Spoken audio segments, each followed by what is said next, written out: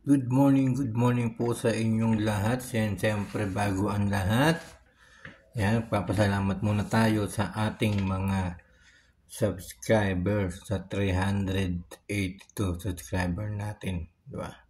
At siyempre maraming salamat kay Antorlao. Yan, kay Antorlao, kay Parkrens. Yan, shoutout po sa inyong dalawa.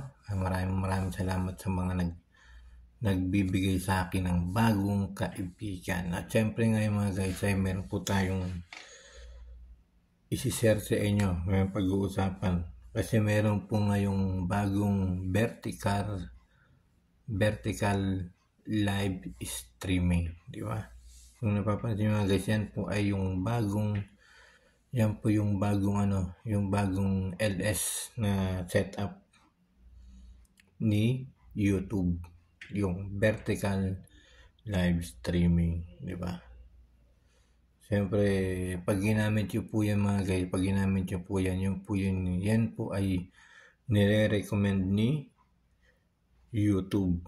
Yan po ay nire-recommend ni YouTube, yung vertical live streaming. Yan, sa mga naglalapagan, sa mga nagdidikitan, di ba?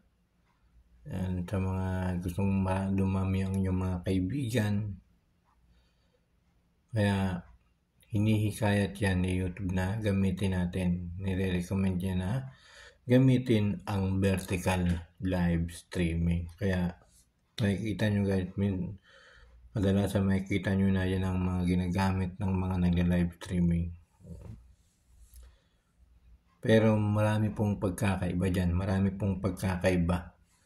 Na kung sa dati ay yung live streaming na yan, na vertical live streaming na yan, kung sa dati na live streaming ay pag nagbaba kayo ng inyong mga channel or link, pwede niyo maklik. Pero dito sa vertical live streaming ay kahit magbaba kayo ng inyong link, hindi niyo po yan mapipindot. Kailangan niyo pong pumunta sa tatlong tuldok. Yan, tatlong tuldok. Meron kayo dyan makikitang tatlong tuldok. Yan, kailangan niyo pumunta dyan. At meron kayo makikitang go to channel.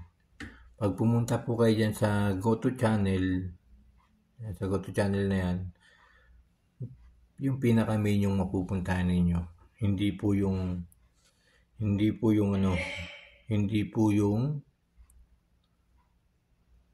ninja nyo, hindi po yung second account. Yan, kasi hindi po pwedeng hindi po mapipindot yung binaba mong link. Hindi po mapipindot. Yan po yung bagong setup ng vertical live streaming. Yan ang bagong setup. Kaya hindi po mapipindot. Kaya kailangan, kung gusto nyong magkaroon kayo ng mga bagong kaibigan, kailangan ang ipapasok nyo yung mga main account niyo. Yung main account niyo. Kasi kahit magbaba kayo ng link ay hindi